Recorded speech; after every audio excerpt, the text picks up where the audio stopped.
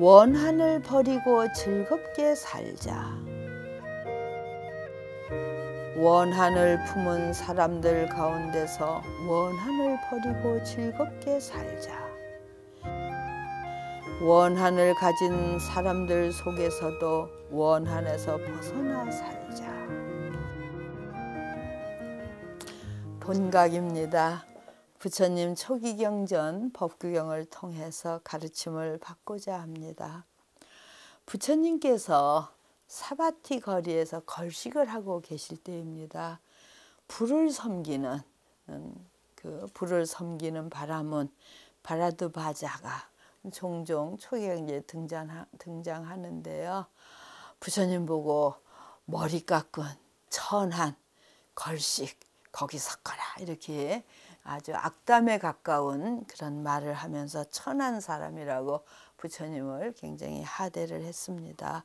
그럴 때 이제 보통 이렇게 말을 하면은 원한이 되고 싸움이 되고 이것이 이제 일반적인 상식인데 부처님은 항상 어떠한 상황에서도 부처님 마음에는 이미 원한도 없고 싸움도 없고 다 그 지혜로서 가다듬으신 분이기 때문에 경전을 읽으면 참 그런 것이 재밌어요. 저쪽에서는 그냥 최하의 말로 부처님께 덤벼들어도 부처님은 미소를 띠고 자비로서 이제 대응하고 그때가 진정으로 그 어리석은 사람을 제도할 기회로 삼으시는 것 같아요. 그래서 이때도 부처님은 고요한 모습으로 잠시 말을 잇고 있다가 그 바라문 바라드바자에게 말씀하시죠. 천한 사람이 어떤 건지 진정으로 아느냐. 이건 굉장히 법구경에서도 그렇고 수타 니파타에서도 유명한 구절로 이제 등장합니다. 너는 지금 날 보고 천한 사람이라고 했는데 진정으로 천한 사람이 어떤 것인 줄 아느냐. 이렇게 고요하게 말씀하셔요. 그러니까 부처님을 막 멸시하다가 갑자기 부처님 모습에서 그런 자비롭고 아주 고요한 모습을 보니까 다 이제 움찔하게 되죠. 그래서 부처님 말씀에 이제 귀를 기울입니다. 그러니까 부처님이 또박또박 일러주셔요. 천한 사람은 화를 잘 내는 사람이다. 우리가 화를 잘 내지요. 세상 살다 보면. 또 원한을 쉽게 품는 사람이다. 저 사람 아무 저기도 아닌데 괜히 오해해가지고 나를 뭐 업신여겼다는 둥 나를 무시했다는 둥 이런 일을 우리가 많이 저질러요. 그래서 저는 이 대목을 읽으면서 그래 화를 잘 내는 것도 이게 정말 해서는 안 되는 일이지만 괜히 상대방을 오해해가지고 원한을 삼는 거 이거는 참 종종 잘못하면 우리가 저지를 수 있는 그러한 일이다 이렇게 반성하게 됩니다. 성질이 나빠서 남의 미덕을 덮어버리는 것 이런 일도 종종 있죠. 이것도 천한 일이다. 또 잘못된 생각으로 음모를 꾸며서 사람을 곤란하게 만드는 것 이것도 천한 일이다. 이 세상에 있는 모든 생물들 다 이 생명은 다 살아가려고 정말 노력을 하는데 산천을 더럽히고 우리가 근대에 들어서 개발한다고 정말 많이 모든 것을 훼손했죠. 시골과 도시를 파괴하고 이 모든 것이 다 그 천한 행위다. 부처님 그렇게 보시는 것이죠. 그래서 부처님은 살아가시는 방사나 정말 그 제자들이 1000명이 넘는 제자들이 모여서 수행정진할 그런 정사는 부득이 기증을 받으셨지만 각자의 수행 공간은 부처님 뺨으로 손뺨으로 6자를 넘기지 말아라 이런 것이 이제 율장에 나와 있습니다. 그러한 것들은 천한 일이다. 이제 수행자로서 넘치는 어떠한 그런 소유 생활 그런 것은 다 사치스러운 것이고 천한 일이다 이런 말씀이 되겠죠. 또 일반 분들 이제 재산이 풍족하면서도 늙고 병든 부모를 제대로 섬기지 않는 것 이것도 천한 일이다. 나쁜 일을 하면서 아무도 자기가 한 일, 내가 한 나쁜 일을 남이 모르게 감추려고 하는 것 이것도 천한 일이다. 그래서 그 바라문에게 부처님을 보고 천하다고 한 그 사람에게 정확히 탁탁히 일러주셔요. 그래서 이제 여러 가지 이제 우리가 천한 일을 많이 이 세상을 저지르고 사는데 저는 제일 경책할 것이 말씀드린 대로 상대방을 오해하고 나를 기준으로 해서 생각하면은 남한테 쉽게 원한을 사는 거, 원망을 가지는 거 이런 것도 우리는 해서는 안 될 천한 일이다 이렇게 말씀을 드릴 수가 있습니다. 그리고 더 나아가서는 부처님께서는 태어나면서 고귀한 사람은 아무도 없다. 뭐 이제 가문으로 봐서 뭐 왕가에 태어나고 재벌집에 태어나고 참 고귀한 것이 분명한데 부처님은 그것은 현상적인 일이고 진정으로 고귀한 것은 그 사람의 행위에 의해서 결정이 된다. 이 말씀도 3000년이 지난 지금도 미래 영겁에 참 부처님의 말씀이 진리이다. 뭐 가문에서 귀한 집에 태어나면은 우리가 뭐 현상적으로는 고귀한 신분이 되겠지만 그러한 사람들이 행위를 잘못하면 그냥 일순간에 천박해지는 것이죠. 그래서 진정한 고귀함은 그 사람이 어떤 행위를 하느냐 하는 행위에 의해서 우리는 귀하게 되는 것이다. 고귀한 것이 되는 것이다. 이런 말씀을 합니다. 그래서 지금 저희가 읽고 있는 이 법구경 197번을 우리가 보면은 원한을 품은 사람들 가운데서 원한을 버리고 즐겁게 살자. 원한을 가진 사람들 속에서도 원한에서 벗어나 살자 이 말씀이에요. 그래서 제가 지금 드리는 것은 그 천한 행위 중에 하나가 원한을 삼는 거. 그래서 지금 말씀을 드리는 겁니다. 그러니까는 그 원한을 삼는 것이 원한을 품은 사람들에서도 같이 휩쓸려서 나도 저 사람 미워하고 원결을 사고 이런 것은 천박한 행위다. 그래서 설사 저쪽에서 원한을 갖고 다가오더라도 거기에 휘말리지 않고 바르게 생각하고 원한을 가질 이유가 하나도 없이 생각하면 그 사람이죠. 고귀한 삶이다. 이런 말씀을 드리고 싶은 것이죠. 근데 더 나아가서 상대방은 아무 생각이 없는데 내가 오해하고 남 탓을 해서 원망을 하고 원한을 세우면 그건 정말 천박한 행위이다. 이런 말씀이 이제 되는 겁니다. 그래서 원한을 가진 사람들 속에서도 원에서 벗어나 살자. 뭐 이 세상을 보면은 뭐 미워하는 사람도 있고 서로 무시하는 사람도 있고 여러 가지가 있겠죠. 거기에 왜 그러느냐 뭐 따지고 나도 그 사람을 미워하고 이러면 다 이게 천한 행위가 되는 거예요. 그래서 그런 세상이 그렇게 돌아간다 하더라도 부처님 말씀은 자기 내면의 세계를 잘 가다듬어서 같이 원한을 살 것도 아니고 같이 미워할 것도 아니고 봐서 정말 원한을 사고 미움을 갖고 있는 것은 나의 몫이기 때문에 나의 몫을 잘 맑게 해서 원한과 미움을 갖지 말아라 이런 말씀이 되겠죠. 저희가 출가해서 처음 배우는 것이 치문이라는 중국의 선호록이 있어요.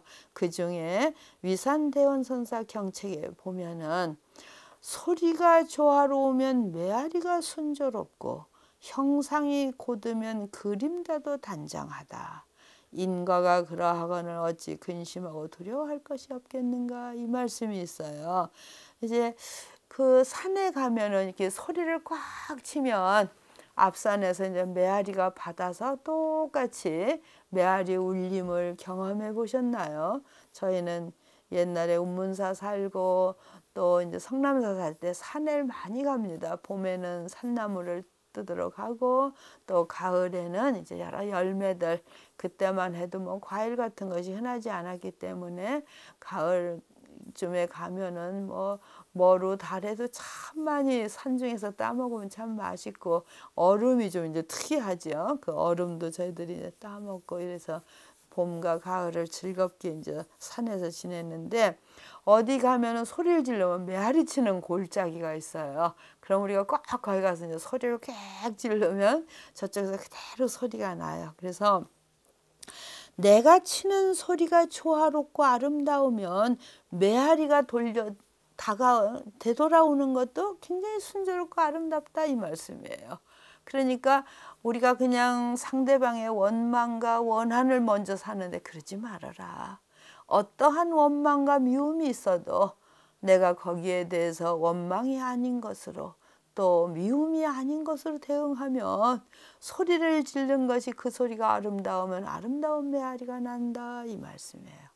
그것과 마찬가지로 그림자가 내가 모습으로 가면 그림자가 따라오잖아요. 그러니까 내 모습이 걸음이 좀 끼우뚱끼우뚱하면 그림자도 그렇게 될 것이다. 근데 내가 허리를 딱 곧게 세우고 정말 가사장삼을 입고 부처님을 향해서 잘 걸어나가면 나의 그림자도 곧을 수밖에 없다. 그래서 원인과 결과가 이렇게 정확한데 왜 두렵지 않느냐. 그러니까 내가 지금 수행이라고 하는 원인, 남을 원망으로 대하지 않는 원인, 모든 시작을 제대로 하고 있느냐.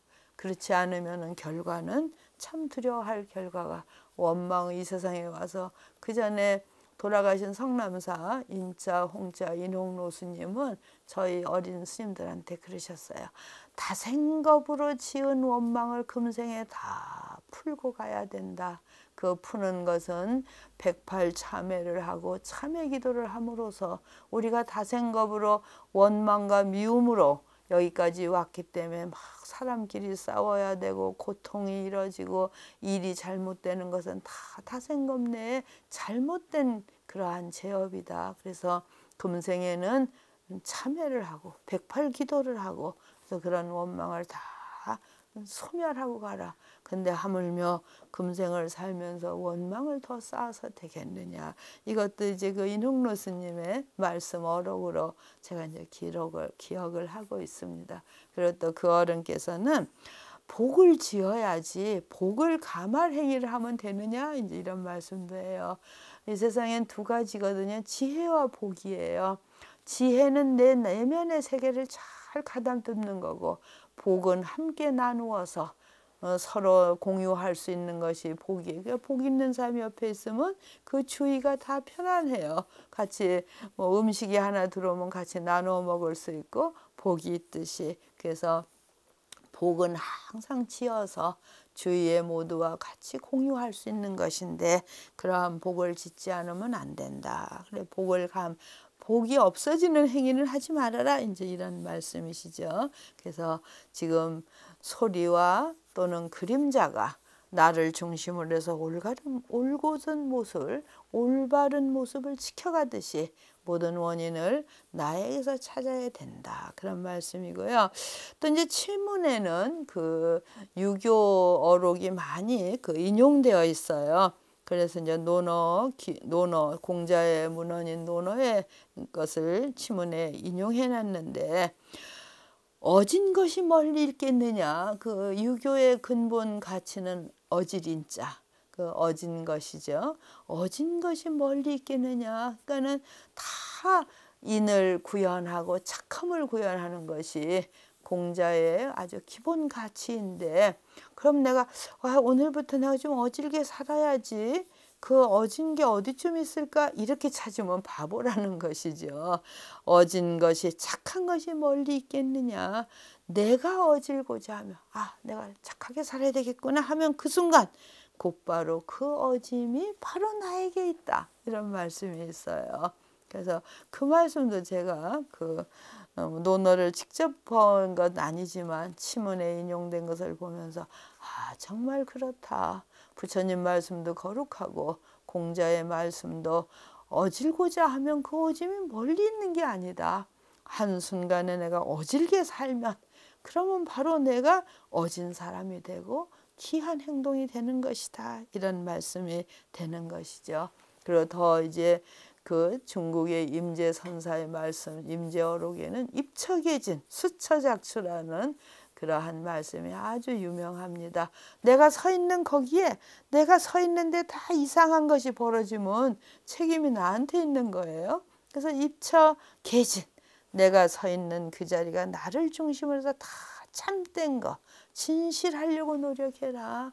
입처계진하라. 어디에 가서 어디에 서 있든 뭐 원한의 한가운데 서 있든 저 아주 그냥 전쟁터 한가운데 서 있든 어디에 서 있든 내가 서 있는 그 자리로부터 진실함이 참다움이 번져나가도록 하라. 그래 수처작주.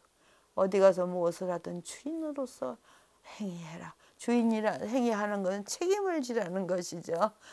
내가 하는 모든 거에서 책임을 짓는 그러한 수행자로서 이 세상을 살아간다면 원망의 한가운데 있으면서 미움의 한가운데 있으면서 우리는 그 미움을 미움으로써 받아들이지 않고 원망을 원망으로 받아들이지 않고 아주 고귀한 사람으로서 천박하지 않는 이 세상을 살아갈 수 있다. 이런 말씀이 되겠습니다. 그래서 저희 수행자는 물론이고 부처님 가르침에 의지하는 모든 분들이 부처님이 말씀한 천박한 행위, 고귀한 것이 무엇인가를 이런 법구경을 통해서 잘 읽으시면 이런 행위는 천박한 것이로구나. 하지 말아야 되겠다.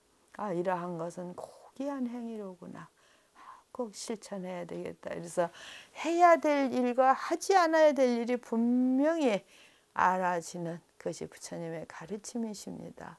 항상 수행 정진하기를 함께 부탁드립니다. 붓다해 회원 여러분께 인사드립니다. BTN은 여러분들의 후원으로 좋은 방송을 만들어가고 계십니다. 저 또한 도와드리는 마음으로 법구경을 말씀드리고 있습니다. 미래 세대를 위해서 더 질 좋은 방송을 만들어 가도록 더욱 우리 붓다의 회원들께서 많이 도와주시기를 간곡히 부탁드립니다. 고맙습니다.